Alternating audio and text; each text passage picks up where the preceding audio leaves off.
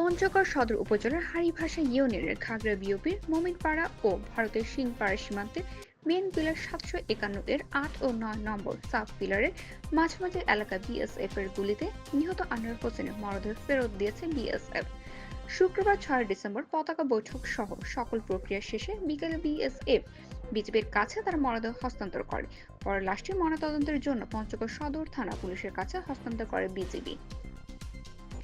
এর আগে Nilphamari 56 BGB battalion থেকে জানানো হয়, পঞ্চগড় জেলার তেঁতুলিয়া উপজেলার দেবনগর ইউনিয়নের রফিকুল ইসলামের ছেলে নিহত আনোয়ার শুক্রবার 6 ডিসেম্বর ভোর রাতে কয়েকজন বাংলাদেশি সহ ভারতের গরু নিয়ে ফেরার পথে ভারতীয় সীমান্তের ভেতরে ভারতের সীমান্ত রক্ষী বাহিনী বিএসএফ এর 93 ব্যাটালিয়ন চানাকিয়া ক্যাম্পের সদস্যরা তাদের ধাওয়া করে।